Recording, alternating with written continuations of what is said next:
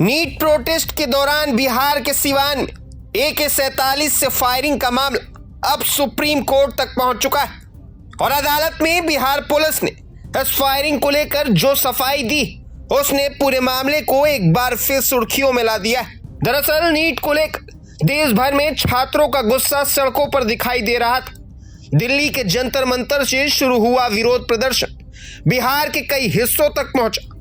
25 जुलाई को सीवान में भी प्रदर्शन के दौरान हालात बिगड़ गए। पुलिस और प्रदर्शनकारियों के बीच झड़प हुई, पत्थरबाजी के आरोप लगे और इसी दौरान AK-47 से हवा में फायरिंग की गई।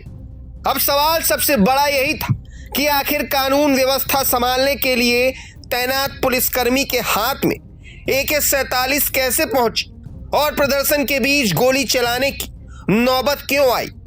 बिहार पुलिस ने सुप्रीम कोर्ट में दाखिल अपने जवाबी हलफनामे में इसकी पूरी कहानी बताई है। पुलिस के मुताबिक सीवान के JP चौक के पास प्रदर्शनकारियों की भीड़ काफी उग्र हो गई थी।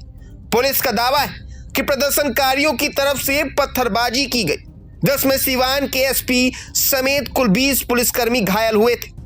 हालात बिगड़ते देख पुलिस ने वाटर कैनन और आंसू गैस का इस्तेमाल किया, लेकिन पुलिस के मुताबिक मौके पर मौजूद बल पर्याप्त नहीं था। इसलिए अलग अलग विभागों और पुलिस लाइनों से अतिरिक्त जवानों को मौके पर बुलाया गया। इसी दौरान जिला खुफिया इकाई यानी DIU में तैनात एक कांस्टेबल भीड़ के बीच में फंस गया और यहीं से शुरू हुआ AK-47 वाला विवाद। बिहार पुलिस के मुताबिक भीड़ को नियंत्रित करने के लिए इस कांस्टेबल ने अपनी AK-47 से हवा में 4 राउंड फायरिंग की।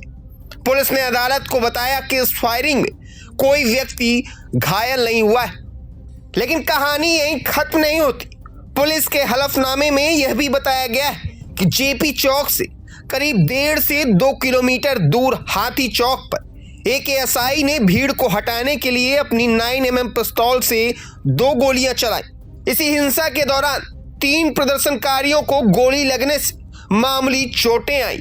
उन्हें पहले सीवान सदर अस्पताल ले जाया गया और बाद में बेहतर इलाज के लिए पटना के मेदांता अस्पताल भेजा गया। अब पुलिस का दावा है कि इन प्रदर्शनकारियों की चोटें AK-47 से नहीं हुई।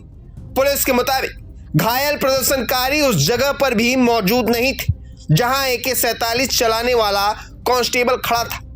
यानी एक तरफ पुलिस कह रही कि AK-47 से 4 गोलियां हवा में चलाई गई थी और किसी को चोट नहीं लगी।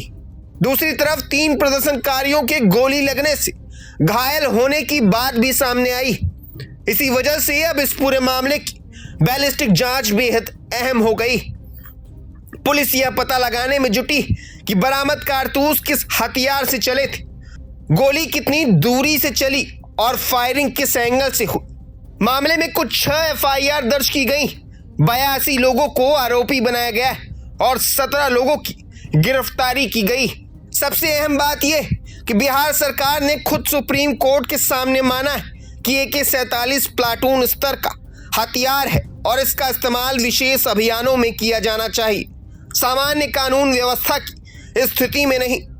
यानी पुलिस के सामने अब सवाल सिर्फ फायरिंग का नहीं, बल्कि यह भी है कि कानून व्यवस्था संभालने के दौरान AK-47 के इस्तेमाल की जरूरत आखिर क्यों पड़ी।